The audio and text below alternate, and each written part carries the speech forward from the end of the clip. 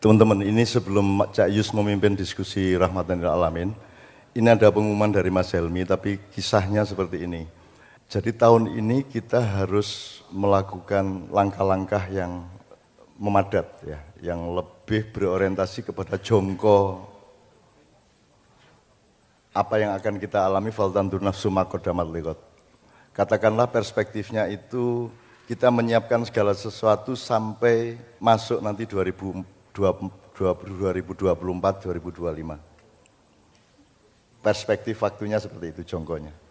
Jadi selama 10 tahun ini kita mulai tahun ini kita betul-betul melakukan penajaman-penajaman segala macam masalah yang selama ini najis di dalam zaman yang kita alami. Untuk itu Ma'iyah melakukan pembenahan-pembenahan ke dalam dan keluar. Maka di dalam inti Ma'iyah sendiri ada struktur zat, sifat, isim, jisim atau jasad dan seterusnya. Itu nanti pelan-pelan bisa Anda pelajari.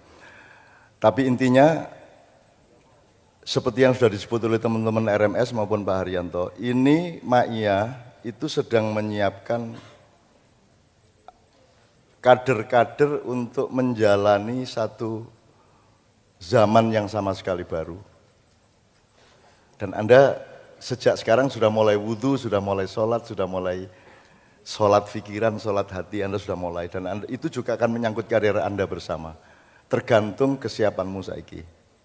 Kita akan mengalami satu zaman yang kita hari ini, mulai hari ini harus kita siapkan. Nah sekarang secara tidak sengaja muncul sebenarnya lingkaran-lingkaran dan bentuk-bentuk Ma'iyah yang bermacam-macam.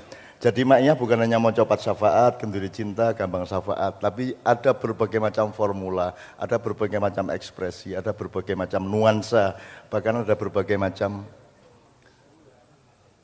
gelombang atau frekuensi yang sebenarnya sudah menyebar sangat luas. Ada yang berbentuk, ada yang tidak. Misalnya sekarang Mas Islamianto dengan Cahyo Sumebar, itu kan juga tadi belum tersebut, ini tadi disebutkan di sekitar sini. Kita belum menyebut lembah mana, kita belum menyebut skala Selampung dan kemarin meluas ke Lampung Tengah, kemudian kita belum menyebut Pemalang, Cirebon. Cirebon juga akan sangat penting karena di Cirebonlah dulu disiapkan oleh para wali. Jadi kalau Demak itu disiapkan untuk TNI-nya gitu, kalau Cirebon itu disiapkan untuk spiritualitasnya aslinya, maka mereka di daerah perbatasan antara Kasepuan dengan Kanoman dan iku jane ono kabeh bahan-bahane ning ora sah saiki. Intinya sekarang begini, akan ada pengumuman dari Mas Helmi untuk mencari relawan. Saya kasih contoh saja, Cak Yus yang akan memimpin diskusi ini adalah orang yang mengalami, mengawal dan ikut mendirikan. Kalau saya yang namanya gerakan sholawat itu adalah 2 hari setelah Soeharto turun.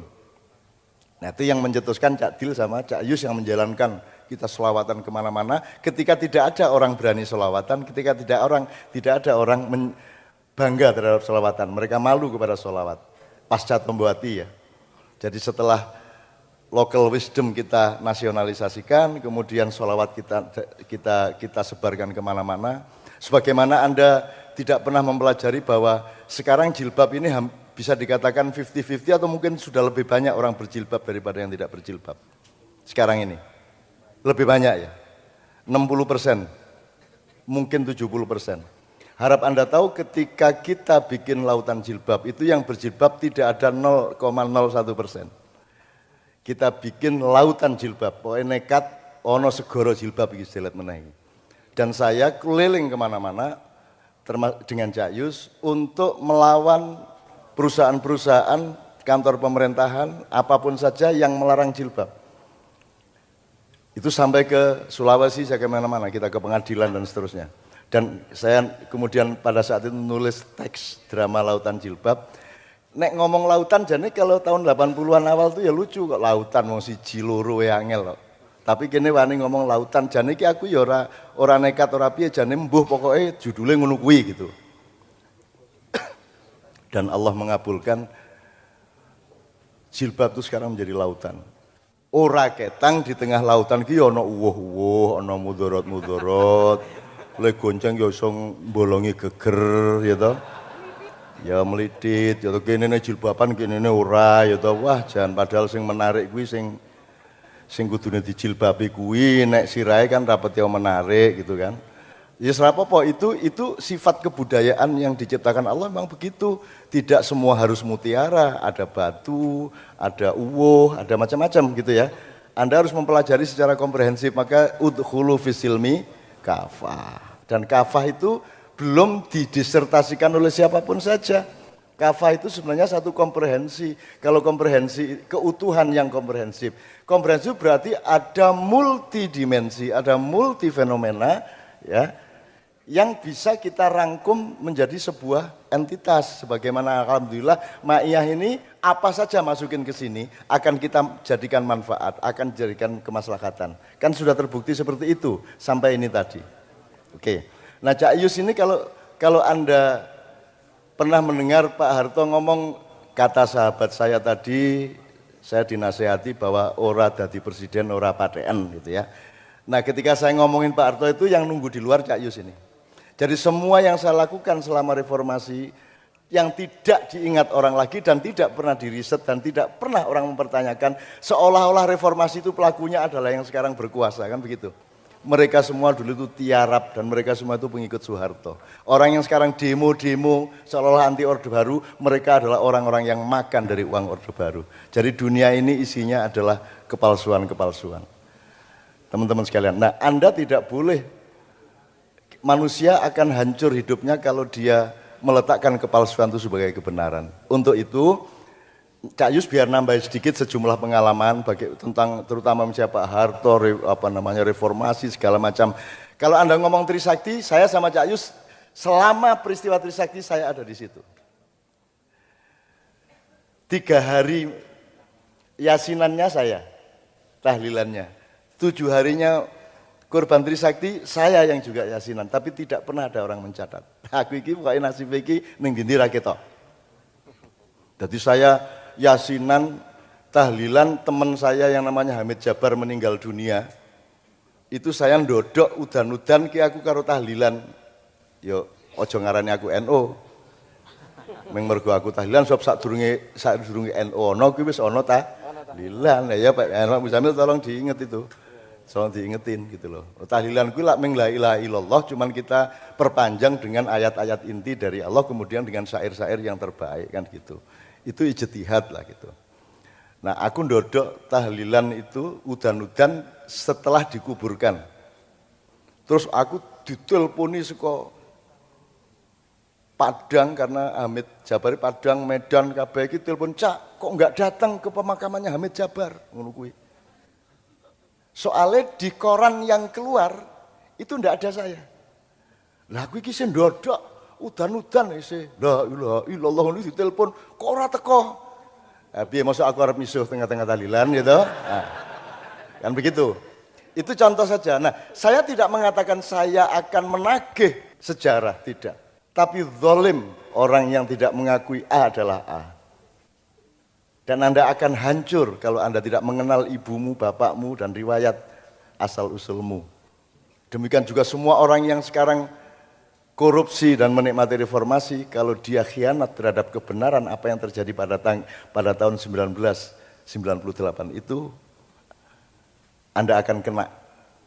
Wa may ya'mal mithqala dzarratin khairan yarah wa may ya'mal mithqala dzarratin syarran yarah, dan waktunya akan segera tiba. Anda siap-siap, makanya wudhu, saiki wudhu sing oke pikiranmu kabeh. Hampir semua kata yang Anda dengar di koran dan televisi wis najis kabeh. Apa kata jihad, kata Islam rahmatan lil alamin najis kabeh. Semua epistemologinya dirusak. Bahkan hukum yang padat itu bisa diterapkan secara terbalik oleh hakim A dan oleh hakim B.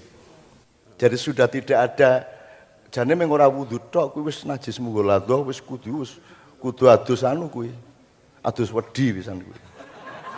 Aslinya gitu ya teman sekalian. Nah, Cak Yus sebelum memulai tolong mendasari Mas Helmi akan mengumumkan sesuatu. Saya minta Mas Helmi bersama Cak Yus ke sana. Biar Cak Yus menceritakan sedikit beberapa hal yang mungkin terpenting.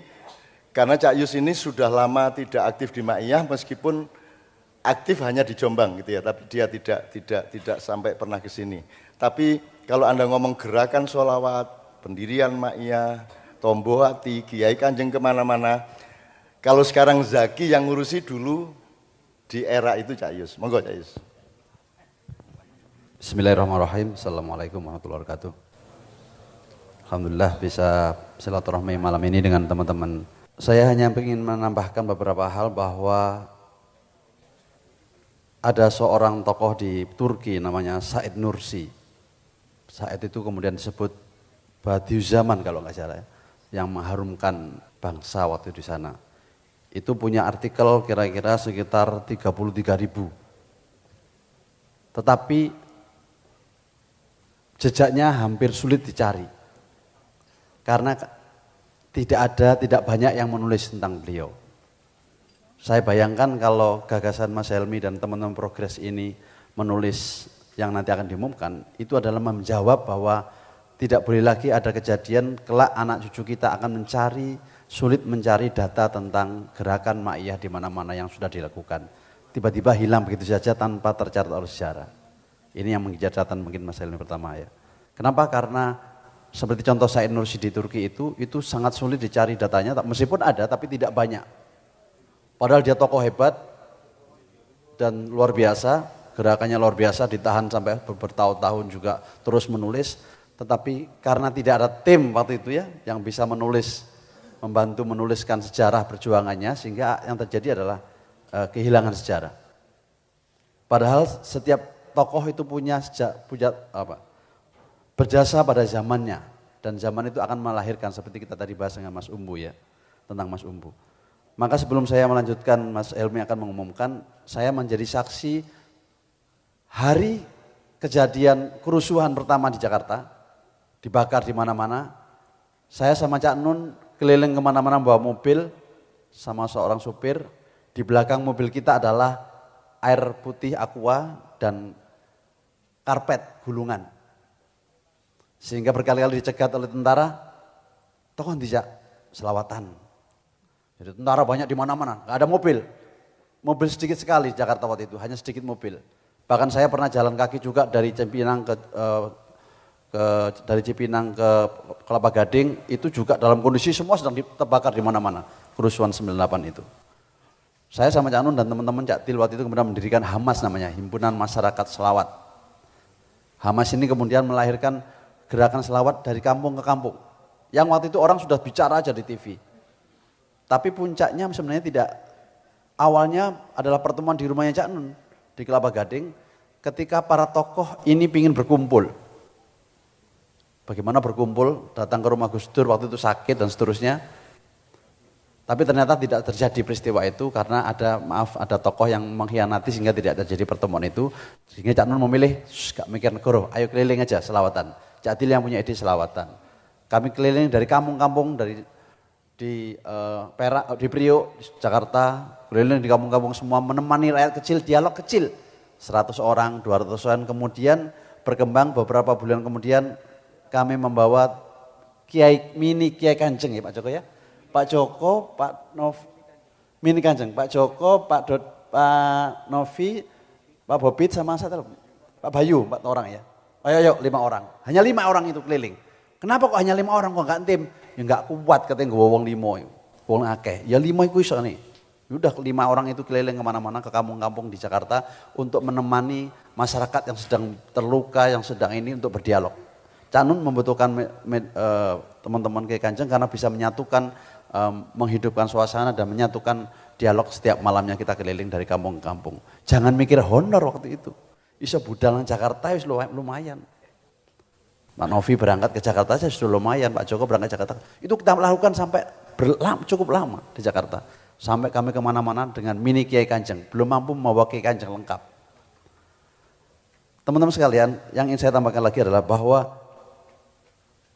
banyak buku-buku yang menulis tentang reformasi itu tidak adil seperti yang Anda mengatakan tadi. Karena tidak ada di balik kejadian yang sebenarnya. Sampai hari ini kejadian-kejadian seperti itu tertutupi oleh zaman. Tertutupi. Kenapa? Karena memang media sejak hari itu sampai hari ini saya kira media sudah kapitalis, sudah mementingkan hal menuliskan sesuatu yang diperlukan oleh kapitalis. Pokoknya menguntungkan ya ditulis, kalau nggak menguntungkan ya ditulis. Maka ketika Cak Nun sama rombongan Hamas Jakarta, itu setiap hari Jumat kami bagi-bagi makan. Ya, makan. Jadi kami mengumpulkan dari teman-teman jamaah dari mana itu, kita bungkus nasi setiap hari Jumat. Kita kemana-mana di jalan-jalan bagi makan kotak itu. Itu tahun 98-99. Jadi setiap hari Jumat kami kumpul di Kelapa Gading, kemudian bagi makan kemana-mana setiap Jumat. Yang dilakukan yang lain adalah kemudian muncullah semangat dari banyak masyarakat bahwa ternyata kita bisa menepi di tengah zaman yang gak jelas ini dengan membuat sebuah forum-forum seperti ini mulai tahun 98. Mungkin ada teman-teman yang belum lahir tahun itu. Itu sudah dilakukan oleh Cak Nun dan kawan-kawan sehingga kita kemana-mana melakukan itu. Puncaknya adalah ketika kami rombongan dengan berbis-bis datang ke Masjid Baitur Rahman kalau nggak salah di DPR RI, adalah rencananya mengajak Pak Harto husnul khotimah. Janjinya adalah kita mengajak Pak Harto husnul khotimah di situ. Pak Harto akan mensumpah husnul khotimah itu, dan itu Cak Nun, maaf ya Muzamil, sudah diomongin Cak Nun oleh Gus Dur. Sudah disetujui Gus Dur bersama Gus Dur. Tapi Gus Dur di koran ngomongnya enggak. Iku lak guyonane MH iku. Aku gak tahu setuju niku. Ya misalnya betul itu. Saya saksi betul bahwa Cak Nun sudah sama Gus Dur sepakat, tapi begitu pelaksanaan Gus Dur nggak ngakui kalau sama Cak Nun hari itu di masjid DPR itu. Artinya hal-hal seperti itu tertutupi banyak sekali. Belum sempat puncaknya reformasi malam-malam, Cak Nun sampai jam 2 malam di rumahnya Pak Malik Fajar, kami ngantar di rumah Fajar, malam-malam tiba-tiba di tengah malam itu ada orang yang berkhianat, mengumumkan di TV macam-macam, itu banyak sekali faktor, banyak sekali kejadian-kejadian yang tidak bisa terungkap. Maka pengumumannya Mas Helmi hari ini adalah sangat penting untuk kita mencatat sejarah-sejarah yang harus diungkapkan oleh para relawan yang akan mengumpulkan. Mas Helmi akan mengumumkan. Karena apa yang dilakukan oleh Ma'iyah, apa dengan Cak Nun sejak dulu sampai hari ini itu banyak yang tidak tercatat. Dan itu sangat sayang sekali kalau suatu saat Cak Nun dan kita semua tidak ada, anak cucu kita tidak akan bisa membaca apa yang sedang terjadi yang sebenarnya di dalam kejadian sebelumnya. Saya kira itu Mas Helmi, silakan mengumumkan Mas Helmi. Baik Cak Yus, terima kasih. Segera saja saya bacakan pengumuman ini. Mohon disimak dengan sebaik-baiknya. Assalamualaikum warahmatullahi wabarakatuh. Teman-teman jamaah Ma'iyah, sudah cukup lama kita berguru kepada Mbah Nun. Berbagai aspek dan dimensi perjuangan Mbah Nun telah kita pelajari dan pahami bersama. Nilai-nilai Ma'iyah yang kita peroleh bisa dipahami 2 hingga 3 kali lipat maknanya kalau para pembelajar mengetahui sumber dan sejarahnya, dan bahwa nilai-nilai itu sebagai uswatun hasanah letaknya ada di balik sejarah sumbernya. Maka sudah saatnya kita menyusunnya menjadi tulisan-tulisan yang dapat dijadikan sebagai buku, sehingga buku-buku ini berharga sebagai dokumentasi pembelajaran kita bersama dan untuk keperluan anak cucu serta generasi mendatang. Oleh karena itu, Progres mengajak teman-teman yang memiliki concern riset dan penulisan untuk terlibat dalam program ini. Sekurang-kurangnya 10 bidang berikut ini merupakan beberapa dimensi laku dan perjuangan Mbah Nun yang dapat teman-teman pilih sebagai fokus riset dan penulisan. Yang pertama, keterlibatan Mbah Nun dalam bidang politik. Kedua, keterlibatan Mbah Nun dalam bidang kesusastraan. Ketiga, keterlibatan Mbah Nun dalam menemani umat. Keempat, keterlibatan Mbah Nun dalam bidang kebudayaan masyarakat. Kelima, keterlibatan Mbah Nun dalam dunia kesenian. 6, keterlibatan Mbah Nun dalam bidang pemikiran keislaman. 7, keterlibatan Mbah Nun dalam mengatasi persoalan-persoalan di dalam masyarakat. 8. Keterlibatan Mbah Nun dalam membangun kemandirian tafsir dan ijtihad. 9. Keterlibatan Mbah Nun dalam membangun kesadaran akan martabat dan keutuhan manusia. 10. Keterlibatan Mbah Nun dalam persoalan kepemimpinan umat dan masyarakat.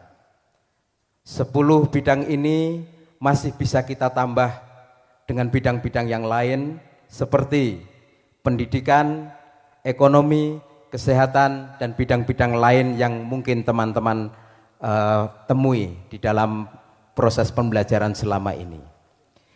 Silakan teman-teman dapat segera menghubungi saya di 085 868 717 831. Saya ulangi 085 868 717 831. Wassalamualaikum warahmatullahi wabarakatuh. Yogyakarta 17 Maret 2015. Makasih. Ada yang bertanya? Enggak. Baik, jadi penegasan dari Mas Helmi dari Prokes adalah nanti kita bagi lembarannya. Ini sekali lagi untuk seperti kita katakan tadi, untuk oke, boleh Mas, silakan dipakai aja Mas. Supaya kita bisa mencatat sejarah yang sebenarnya gitu ya. Baik, sebelum masuk ke materi rahmatan lil alamin yang mana? Saya ingin memberikan pengantar sedikit bahwa siapa dulu ini? Ada Sabrang, ada Yemu Zamil. Saya kira semua ya nanti akan bicara. Masing-masing akan memberikan catatannya tentang ini, makna daripada tema ini. Tetapi teman-teman mungkin sekedar ini saja, bahwa setiap orang itu punya sejarah di masa kecilnya. Punya sejarah catatan di masa kecilnya. Sabrang ini ponakan saya ini, waktu TK sudah bikin perkara. Mau tahu perkaranya apa? Dia itu datang ke seorang teman saya, orang yang sakti mandraguna. Ditusuk dia tidak bisa. Dibacok itu tidak bisa berdarah dia. Di depan Sabrang, teman saya ini kemudian menunjukkan keahliannya. Dengan pisau dia tonjol-tonjol gini. Dan betul-betul nggak bisa anak Jombang itu. Namanya Majid. Memang dia sakti. Begitu keluar dari rumah di Kadipaten waktu itu kan bukan di Patangpuluhan, di mana itu? Bukan, yang di alun-alun selatan. Tempat Cak Dil. Patean, ya. Dari Patean Sabrang pulang, namanya Majid itu kecelakaan, sepeda motornya jatuh dan berdarah-darah. Masuk rumah sakit namanya Majid, yang tadi menunjukkan bahwa dia sakti itu loh. Jatuh dari sepeda motor, berdarah-darah, masuk rumah sakit sampai opnam berlama. Tadi Sabrang ini sudah menggugurkan teori tentang sakti mandragunanya Majid. Tepuk tangan untuk Sabrang ya. Sejak kecil dia, sejak masih TK, nggak ngerti dia, mungkin sudah lupa. Siapa yang ingin dibaca? Siapa yang ingin sakti menunjukkan di depan Sabrang sekarang gitu ya. Oh Sabrang dibaca, sakti nggak ya Pak? Tetapi ketika dia jatuh sendiri, Sabrang jatuh di sungai, guling, dia langsung minta tolong pertama, tolong aku pengen hidup, aku pengen urip gitu waktu itu, waktu kecil ya jatuhnya. Baik, kita mulai dari siapa Mas Harito yang mulai dulu?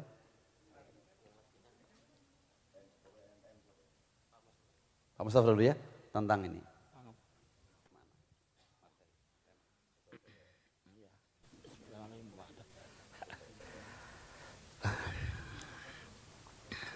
Terima kasih. Assalamualaikum warahmatullahi wabarakatuh.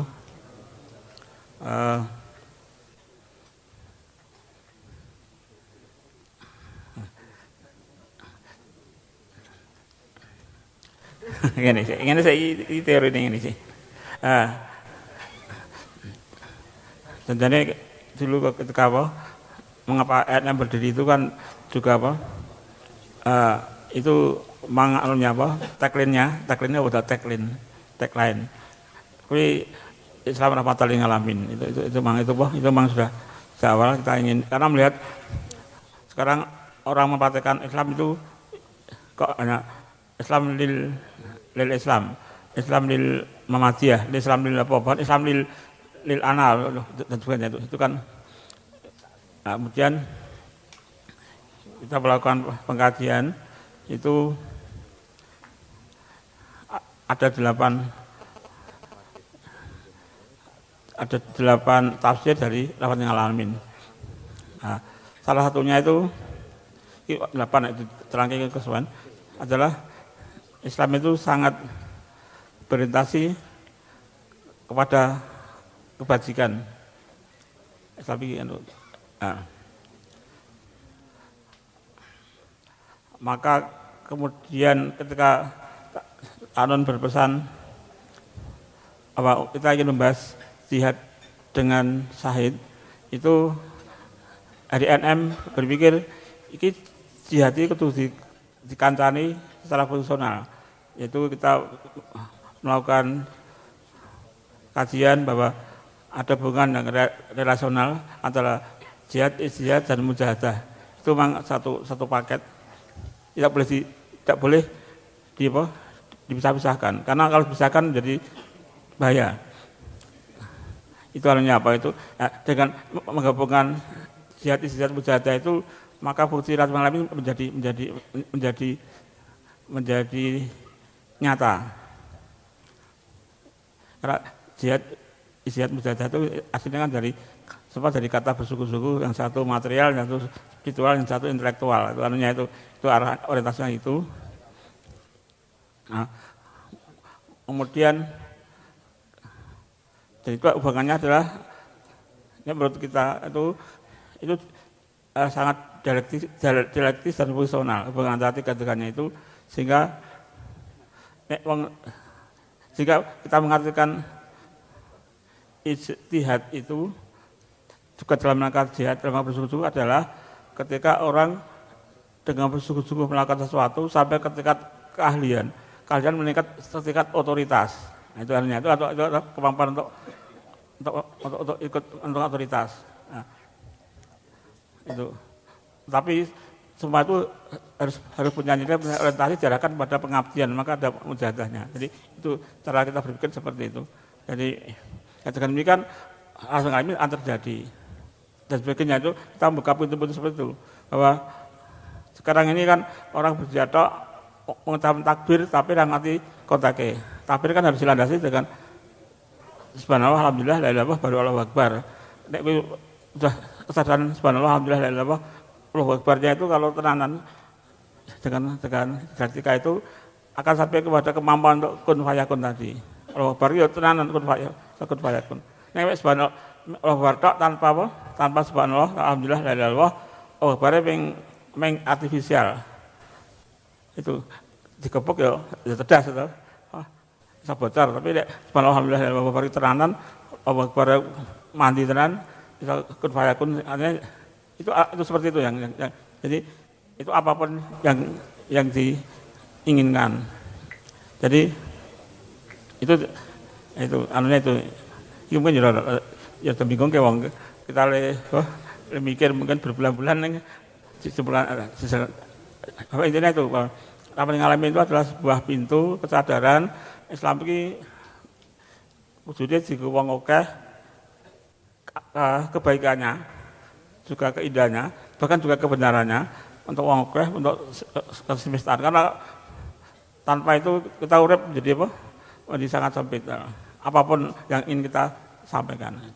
Ini saya kira itu intinya itu. Saya Haryanto ini. Cuma saya Haryanto. Baik, mungkin sebelum melanjutkan Mas Haryanto dan Sabrang. Tadi mungkin teman-teman ini kan sebagian banyak yang mahasiswa ya? Betul? Ya.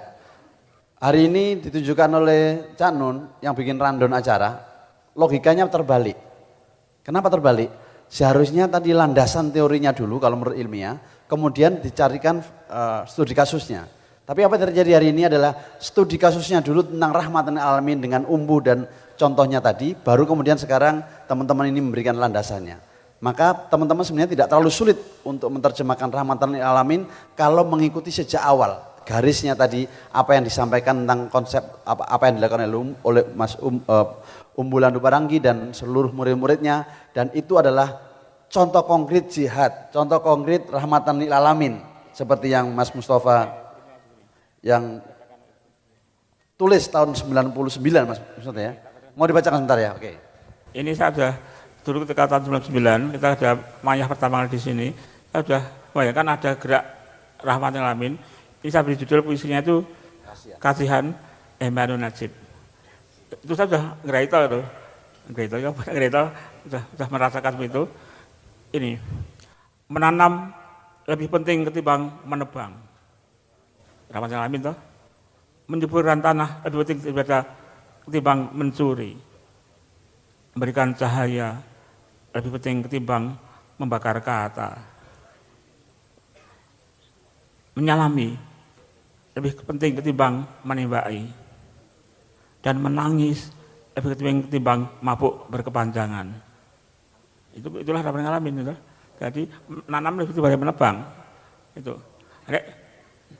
Ya kita nggak pernah menebang berarti kan nyolong gitu, nebang orang liya itu. Menebang diri sendiri itu. Berarti kita merampok haknya anak cucu itu. Nah, jadi itu sudah ada di sini spiritnya itu di dalam puisi judul Kasihan. Itu ada di sini, tinggal diterjemahkan masing-masing. Oke, Mas Haryanto, Mas. Terima kasih. Pada malam hari ini saya semakin paham gitu. Kenapa sampai dengan hari ini kondisi kehidupan berbangsa kita tidak karu-karuan. Meskipun di TV, di koran dan sering kita saksikan begal-begal di Jakarta, kemudian di Jogja juga beberapa hari ini ada begal. Pada malam hari ini saya menyaksikan bahwa begal yang sesungguhnya, begal yang terbesar gitu ya. Kejahatan yang terbesar adalah pembegalan sejarah gitu. Hak kebahagiaan anak cucu, hak kita semua untuk menikmati bangsa ini dibegal gitu. Dan saya pikir makna jihad yang sesungguhnya yang merebut barang yang dibegal itu. Meskipun yang dibegal ikhlas, bukan berarti kemudian tidak wajib bagi orang yang menyaksikan pembegalan itu untuk merebut barang yang dibegal dan mengembalikan kepada yang berhak. Kalau kita lihat satu tahapan dalam tarikh perjalanan Rasulullah, ketika Rasulullah di Mekah itu dihina, ketika Rasulullah itu di Mekah dianiaya, ketika Rasulullah itu di Mekah tidak memungkinkan untuk berkembang nilainya, maka Rasulullah hijrah ke ke Madinah. Dan selama di Madinah itu Rasulullah tidak berniat untuk menetap di sana. Tapi Rasulullah di sana membangun peradaban, membangun perangkat-perangkat, membangun sistem, membangun piranti-piranti yang ujungnya sejarah mencatat Fathul Makkah. Meskipun pada saat itu bukan Rasulullah berniat untuk menyerbu, menyerang, merebut atau mengembalikan hak, enggak. Tapi Rasulullah, kehendak sejarah Rasulullah bersama-sama dengan jamaah hajinya, dan itu yang kemudian menggetarkan hati musuh-musuh Rasulullah, dan peristiwa Fathul Makkah itu terjadi. Nah, ketika kondisi bangsa kita sudah tidak memungkinkan nilai-nilai kebenaran itu berkembang, kebajikan, rahmatan lil alamin itu sudah tidak memungkinkan lagi, maka hijrah kita ya ke Ma'iyah ini. Tapi Ma'iyah bukan untuk selamanya. Ada satu tahapan lagi, yaitu Fathul Makkah. Fathul Makkah itu kapan? Dan sering kita bertanya, apa kita sudah siap dengan itu? Apa kita sudah mampu dengan itu? Ya seperti yang disampaikan Mas Wulang tadi, ketika engkau takut dengan petir dan guntur, maka sesungguhnya engkau adalah pengkhianat kebenaran. Terus piye? Saya pikir itu, dan apa yang kita lakukan saat ini gitu, dan pada hari-hari berikutnya di Mocoba Syafaat, di Bambang Wetan, di Gunduri Cinta, dan di semua simbol yang lain, tidak lain adalah dalam rangka satu upaya untuk menata kembali, menyempurnakan Madinah kita. Dan suatu saat, apa yang kita yakini dengan Fathul Makkah itu benar-benar bisa mengembalikan hak, bukan hak siapa, tapi hak kita semua, hak anak cucu, hak tentang kebaikan. Seperti itu ya.